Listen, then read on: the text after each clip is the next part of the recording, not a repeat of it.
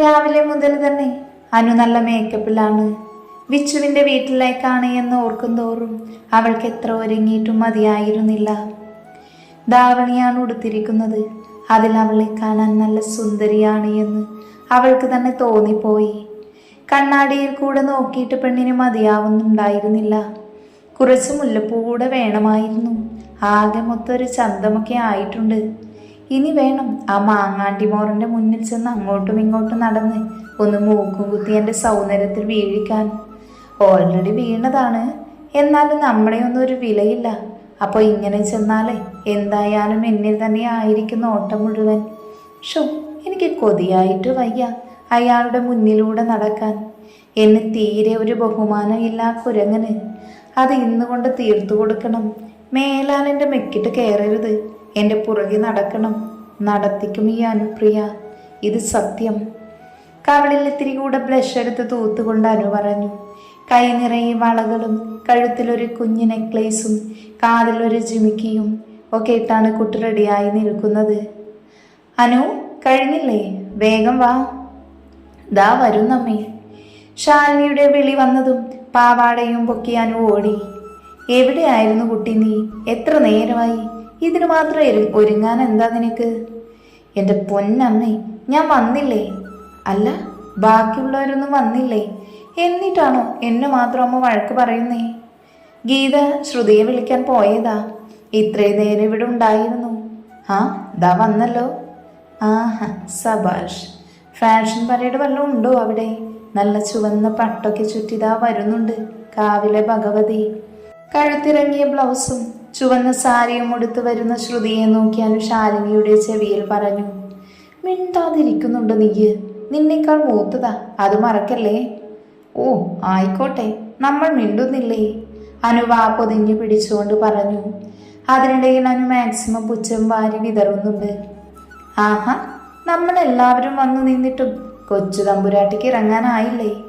കൂട്ടത്തിൽ ആമിയെ കാണാത്തത് കണ്ട് ഗീത ശാലിനിയെ നോക്കി പറഞ്ഞു.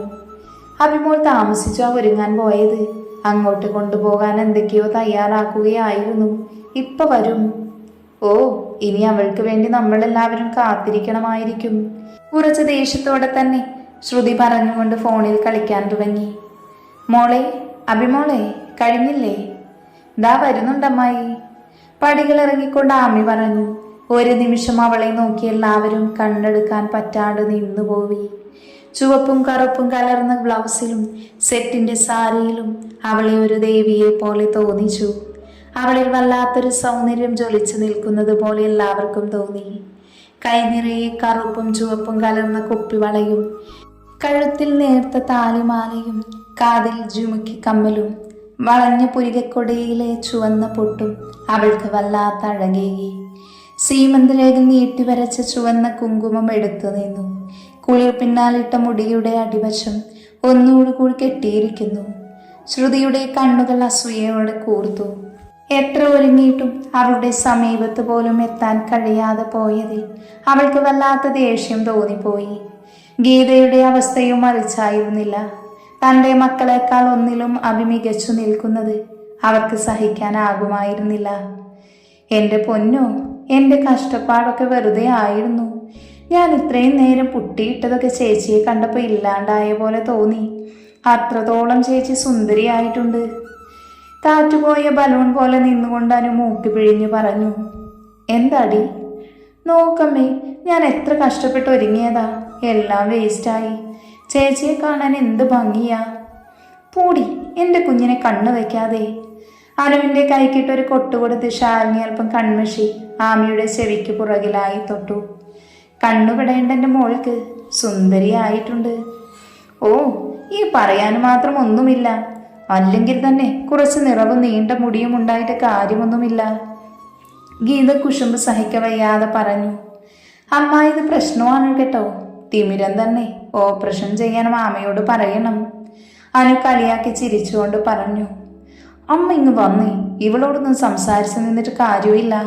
ഗീത അംഗത്തിനൊരുങ്ങാൻ നിന്നതും ശ്രുതി അവരുടെ കയ്യും പിടിച്ച് മുറ്റത്തേക്ക് ഇറങ്ങി. അതുങ്ങളോട് പോവാൻ പറ. ഹോ, എൻ്റെ കണ്ണു തന്നെ മിക്കവാറും പെടും. അല്ല, ഇതെന്തിനാ മുടിയുടെ അടിവശം കെട്ടിവെച്ചേക്കുന്നേ? അതഴിച്ചിട്ട് നടക്കട്ടെ. എങ്കിൽ ഇനിയും അടിപൊളിയാകും. അനു ആമിയെ ആഗമത്തം നോക്കിക്കൊണ്ട് പറഞ്ഞു. അയ്യോ വേണ്ടായേ, എന്നിട്ട് വേണം നിന്റെ ഏട്ടൻ്റെ കയ്യിൽ നിന്ന് എനിക്ക് കിട്ടാൻ. ആമി അഗ്നിയുടെ സ്വഭാവമോർത്ത് പറഞ്ഞുപോയി. മതി കുട്ടികളെ, വന്നേ പോകാം നമുക്ക്. ഇപ്പോൾ തന്നെ ഒരുപാട് താമസിച്ചു. നേരത്തെ ചെല്ലണമെന്ന് അമ്മ പറഞ്ഞത് അഭിമോള് മറന്നോ? അത് ശരിയാ അമ്മേ. അല്ലമ്മേ, ഏട്ടൻ്റെ കാര്യം എങ്ങനെ? എപ്പോ വരും? അവൻ പിന്നെ അങ്ങ് എത്തിക്കോളാമെന്നാ പറഞ്ഞത്. എന്തോ ഓഫീസിൽ തിരക്കുണ്ടെന്ന് നമ്മളോട് പൊക്കോളാൻ പറഞ്ഞു. അവനുള്ള ഡ്രസ്സ് എടുത്ത് വെച്ചിട്ടില്ലേ മോളെ? ആ വെച്ചു അമ്മേ. എന്നവാ നമുക്കിറങ്ങാം. മുത്തശ്ശി വരുന്നില്ല. മുത്തശ്ശിക്ക് കൂട്ടായി അവിടെ സഹായത്തിന് വരുന്ന ചേച്ചിയുണ്ട്. അങ്ങനെ അവൾ എല്ലാവരും ആമിയുടെ വീട്ടിലേക്ക് തിരിച്ചു. കാളിയാർ മഠത്തിലെത്തിയതും അച്ഛനും അമ്മയും വിശേഷങ്ങളൊക്കെ ചോദിച്ച് ആമിയുടെ പുറകെ തന്നെ ഉണ്ടായിരുന്നു. അവിടെ ചെന്നപ്പോഴാണ് അനുവും ആമിയുടെ അവിടെയുള്ള പുതിയ അതിഥികളെ കണ്ടത്. ശരണും അവന്റെ അമ്മയും. അവർ രണ്ടുപേരും കിളിവാറി നോക്കുന്നുണ്ട്. ഇവനെങ്ങനെ ഇവിടെ എത്തിയെന്ന് സംശയമായിരുന്നു രണ്ടുപേരിലും. അപ്പോഴാണ് ശാലിനി പറഞ്ഞത്, ഞാൻ ഏട്ടനോട് പറഞ്ഞിരുന്നു ഇവരെ വിളിക്കാൻ. നല്ല ചെക്കനല്ലേ, അപ്പൊ അവനും വരട്ടെ എന്ന് കരുതി അവനെയും അമ്മയെയും വിളിച്ചതാ. മറ്റേ മോനെയും വിളിച്ചിരുന്നു, പക്ഷെ അവന് വേറെന്തോ തിരക്കുണ്ടെന്ന് പറഞ്ഞു. അത് കേട്ട് ആമയ്ക്ക് വല്ലാത്ത ദേഷ്യം തോന്നി. കാരണം ഇനി ഇവന്റെ നോട്ടത്തെ സഹിക്കണമല്ലോ എന്നോർത്ത്. ദേവേട്ടൻ പെട്ടെന്ന് വന്നെങ്കിൽ കുറച്ച് സമാധാനമായേനെ എന്ന് അവൾ ഓർത്തുപോയി. വന്നതു മുതൽ ശരണിന്റെ കണ്ണുകൾ ആമയെ ചുറ്റിപ്പറ്റി തന്നെയായിരുന്നു. അവളുടെ സൗന്ദര്യം അവനെ വല്ലാതെ അസ്വസ്ഥനാക്കുന്നുണ്ടായിരുന്നു. നഷ്ടമായി എന്ന തോന്നൽ പോലും അവന് സഹിക്കാൻ കഴിയുന്നുണ്ടായിരുന്നില്ല. കൈവിട്ടു പോകുന്ന മനസ്സിനെ അവൻ ഓരോ പ്ലാനുമിട്ട് വരുതിയിലാക്കി നിർത്തി. അവളോട് എങ്ങനെയെങ്കിലും സംസാരിക്കണമെന്ന് അവൻ തീരുമാനിച്ചു. അഭിയേച്ചി, ദാ പൂവ് അമ്മായി തന്നതാ, ഞാൻ വെച്ചു, ബാക്കി ചേച്ചി എടുത്തോ. പൂജയ്ക്കുള്ള പൂക്കൾ ഒരുക്കുന്ന ആമയുടെ അടുത്തേക്ക് ഓടി വന്ന് അനു പറഞ്ഞു. ആടാ അവിടെ വെച്ചേക്ക്, ഞാൻ വെച്ചോളാം. ഞാൻ അടുക്കളയിലൊന്ന് ചെല്ലട്ടെ, വല്ലാത്ത വിശപ്പ്. പൂജയ്ക്ക് മുന്നേ വല്ലതും കിട്ടുമോ എന്ന് നോക്കണമല്ലോ. അതും പറഞ്ഞ് ഓടിപ്പോയി. അബി, പെട്ടെന്നാണ് പുറകിൽ നിന്നും ശരണിന്റെ ശബ്ദം കേട്ടത്. അവൾ വേഗം തിരിഞ്ഞു നോക്കി. എന്തോ അവിടെ നിന്ന് ഓടിപ്പോകണമെന്ന് അവൾക്കുണ്ടായിരുന്നു.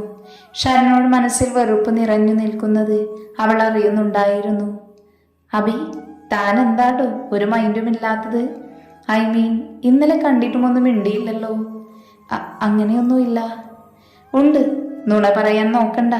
തനിക്കിപ്പോഴും എന്നോട് ദേഷ്യമാണോ? ആമി എന്ത് പറയണമെന്നറിയാതെ ചുറ്റും നോക്കി. ശരണിന്റെ പക്കൽ നിന്നും രക്ഷപ്പെടൽ ഒരു മാർഗവും ഉണ്ടായിരുന്നില്ല. പറയബി, ആണോ? പണ്ട് ഞാൻ അങ്ങനെയൊക്കെ ആയിരുന്നു എന്ന് വെച്ച് ഇപ്പൊ ഞാൻ ഡീസൻ്റ് ആയിട്ടുണ്ട്. അന്ന് എനിക്ക് അബദ്ധം പറ്റിപ്പോയതാ. തനിക്കതൊന്നും മറക്കാൻ കഴിയില്ലേ? അവന് ദുഃഖം നിഴലിച്ചു മുഖത്തോടെ ചോദിച്ചു. അത് അങ്ങനെ. അഭിയേച്ചി, ഒന്നിങ്ങ് വന്നേ. അനുവിൻ്റെ ശബ്ദം കേട്ടതും ആശ്വാസത്തോടെ അവൾ അവനെ ഒന്ന് നോക്കി. അനു വിളിക്കുന്നുണ്ട്, എനിക്ക് പോവണം. അത്രയും പറഞ്ഞ് അവൻ്റെ മറുപടിക്ക് കാത്തു നിൽക്കാതെ അവൾ അകത്തേക്ക് ഓടി. ഷേ, അവൾക്ക് വിളിക്കാൻ കണ്ട സമയം. ശരൺ ദേഷ്യത്തോടെ മുഷ്ടി ചുരുട്ടി. എന്തേ, ആ പ്ലാനങ്ങ് പാളിപ്പോയോ? പുറകിൽ നിന്നും ഒരു ശബ്ദം കേട്ടതും ശരണൊന്ന് തിരിഞ്ഞു നോക്കി. അവനെ വശ്യതയോടെ നോക്കി പുഞ്ചിരിച്ചുകൊണ്ട് ശ്രുതി നിൽക്കുന്നുണ്ടായിരുന്നു. ശ്രുതി, നമുക്ക് സഞ്ചരിക്കേണ്ട വഴികൾ ഏകദേശം ഒന്നാണെന്ന് എനിക്കൊരു സംശയം തോന്നിയിരുന്നു. പക്ഷേ ഇപ്പൊ എനിക്കങ്ങ് ഉറപ്പായി എന്ന് ശ്രുതി പറഞ്ഞത് മനസ്സിലാവാതെ ശരൺ അവളെ സൂക്ഷിച്ചു നോക്കി. മംഗലത്ത് അഗ്നിദേവ് പണ്ടേ ഒരു മോഹമായിരുന്നു എൻ്റെ മനസ്സിൽ. അമ്മയുടെ ചേട്ടന്റെ മകനോട് തോന്നുന്ന ഇഷ്ടത്തിനപ്പുറം വല്ലാത്തൊരു ആവേശമാണ് അഗ്നി എനിക്ക്. അവൾ പറഞ്ഞു നിർത്തി അവനെ നോക്കിയതും നിഗൂഢമായൊരു ചിരി അവൻ്റെ ചുണ്ടിന്റെ കോണിൽ പ്രത്യക്ഷമായി. അതാണ് ഞാൻ പറഞ്ഞത്, നമുക്ക് സഞ്ചരിക്കേണ്ട പാത ഒന്നാണെന്ന്. ഇപ്പൊ മനസ്സിലായി കാണുമല്ലോ ഞാൻ പറഞ്ഞതിൻ്റെ അർത്ഥം. തീരുമാനം ശരണിന് വിട്ടുതരുന്നു. എന്തിനും ഞാൻ തയ്യാറാണ്. തനിക്ക് തീരുമാനിക്കാം എല്ലാം. അവൾ അവനെ മൊത്തത്തിലൊന്ന് ഒഴിഞ്ഞു നോക്കിക്കൊണ്ട് പറഞ്ഞു.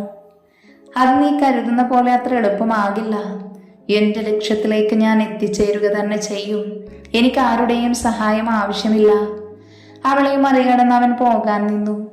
ഇല്ലായിരിക്കും, പക്ഷെ എനിക്ക് വേണം. അവനെ നോക്കി ചുണ്ട് കടിച്ചു വിട്ടവൾ പറഞ്ഞു. പിന്നെ മറുപക്ഷത്തൊരു സഹായമുള്ളത് നല്ലതല്ലേ? അവനൊന്ന് തിരിഞ്ഞു നോക്കി. അവൾ അവനു നേരെ കൈകൾ നീട്ടി.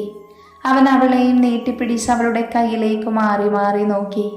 പരസ്പരം കുറച്ചു നേരം മുഖത്തോട് മുഖം നോക്കി നിന്ന ശേഷം അവൾക്ക് നേരെ അവൻ്റെ കൈകൾ ഉയർത്തി.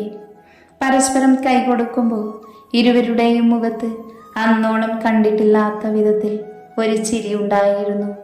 വല്ലാത്തൊരു നിഗൂഢമായ ചിരി. കുറച്ച് സമയങ്ങൾക്ക് ശേഷം തിരക്കുകൾക്കിടയിലും ആമിയുടെ കണ്ണുകൾ അറിയാതെ ഗേറ്റിലേക്ക് നീളുന്നുണ്ടായിരുന്നു. അഗ്നിയുടെ കാർ ഗേറ്റ് കടന്നു വരുന്നുണ്ടോ എന്ന് അനുസരണയില്ലാതെ നോക്കുന്ന കണ്ണുകളെ അവൾ പലപ്പോഴും ശാസിച്ചു നിർത്തി. പക്ഷേ ആ ശ്രമങ്ങളൊക്കെയും വിഫലമായി പോയി. അവൾ ഇടയ്ക്കിടയ്ക്ക് നോക്കിക്കൊണ്ടിരുന്നു. എന്തു ചെയ്യുകയാണെങ്കിലും എത്രയും വേഗം വേണം. അവരെ കൂടുതൽ അടുക്കാൻ സമ്മതിച്ചുകൂടാ, അത് ആപത്താണ്. പിന്നെ നമുക്ക് അവരെ പിരിക്കാൻ കഴിഞ്ഞില്ല എങ്കിൽ കണ്ണുകൾ അപ്പോഴും ആമിയെ ചുറ്റിപ്പറ്റി നിന്നിരുന്നു. അവളുടെ അഭിപ്രായം ശരിയാണെന്ന് ശരണിനും തോന്നി. കാരണം അഗ്നിയും അവളിയും തമ്മിലുള്ള ബന്ധം വളരാൻ അനുവദിച്ചുകൂടാ. വിവാഹം നടന്നത് മുതൽ ഇന്നലെ വരെയുള്ള കാര്യങ്ങൾ ശരൺ വിശദമായി തന്നെ അറിഞ്ഞിരുന്നു. ഇനിയും പരസ്പരം അടുക്കാൻ അനുവദിച്ച ആഗ്രഹിച്ചത് പലതും കൈവിട്ടു പോകുമെന്ന് അവൻ്റെ മനസ്സ് പറഞ്ഞു തുടങ്ങി. അവൻ്റെ അടുത്തുനിന്നും അവളെ കുറച്ച് ദിവസത്തേക്കെങ്കിലും മാറ്റി നിർത്താൻ സാധിക്കണം, എത്രയും വേഗം തന്നെ. അതിനൊക്കെ വഴിയുണ്ട്, അതൊക്കെ ഞാൻ ചെയ്തു തരാം. ഇന്ന് ഞങ്ങൾ തിരികെ പോകുമ്പോൾ അവൾ ഉണ്ടാവില്ല, പോരെ? ആവേശം മൂത്ത് അബദ്ധം കാണിക്കരുത്. അവസാനം എനിക്ക് പണി തരാനായാൽ അറിയില്ല നിനക്കെന്നെ. ഇല്ല, എനിക്കറിയാം എന്തു വേണമെന്ന്. അവളെ കൂടുതൽ കൂട്ടാതെ തിരികെ പോകേണ്ടത് എൻ്റെ ആവശ്യമാണ്. അത്രയും പറഞ്ഞ ശ്രുതി അവനെ മറികടന്ന് അകത്തേക്ക് പോയി.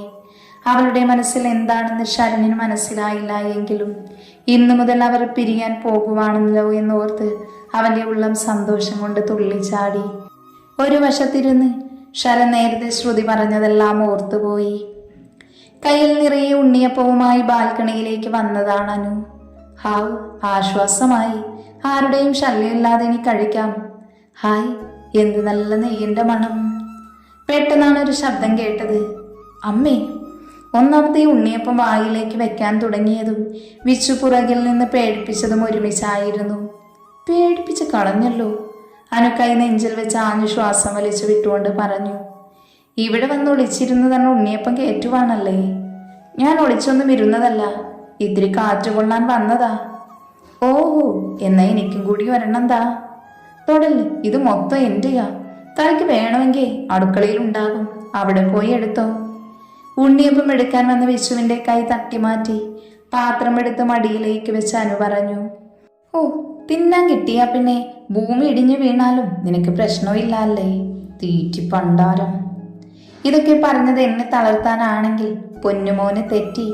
എനിക്കിതൊന്നും ഒരു പ്രശ്നമല്ല. അവൾ വിഷുവിനെ പുച്ഛിച്ചുകൊണ്ട് പറഞ്ഞു. ഓ, എന്നോട് ക്ഷമിക്ക്, എൻ്റെ തെറ്റാണ്. നീ തന്നെ കഴിച്ചോ, എനിക്ക് വേണ്ട. അല്ല, ഹാഫ് സാരിയൊക്കെ ഇവിടുത്തെ ആളാകെ മാറിപ്പോയല്ലോ. അപ്പോഴാണ് അനുവിന് ബോധം വീണത്. വിഷുവിനെ പുറകെ നടത്തിക്കണമെന്നൊക്കെ പ്ലാൻ ഇട്ടതാണേലും ഒരു പാത്രം ഉണ്ണിയപ്പത്തിൽ അത് മറന്നുപോയിരുന്നു പെണ്ണ്. വേഗം തന്നെ വായിൽ കിടന്ന ഉണ്ണിയപ്പം വിഴുങ്ങി അവൾ വിഷുവിനെ ഒന്ന് നോക്കി. പതിയെ ഒന്ന് പുഞ്ചിരിച്ചു. ഉണ്ണിയപ്പം നിറഞ്ഞ പാത്രം സൈഡിലേക്ക് നീക്കിവെച്ച് ഒന്നുകൂടെ അവനടുത്തേക്കിരുന്നു. പതിയെ അവൻ്റെ മുഖത്തേക്ക് നോക്കി നാണം കലർന്നൊരു പുഞ്ചിരി വാരി വിതറി. കാണാൻ പാടില്ലാത്തതെന്തോ കണ്ട പോലെ വിച്ചു അവളെ നോക്കിയിരുന്നു. പതിയെ ഒരു ഉണ്ണിയപ്പം എടുത്ത് വിച്ചുവിൻ്റെ വായിലേക്ക് വെച്ചു കൊടുത്തു അവൾ. അറിയാതെ തന്നെ അവൻ വാ പൊളിച്ചു പോയിരുന്നു.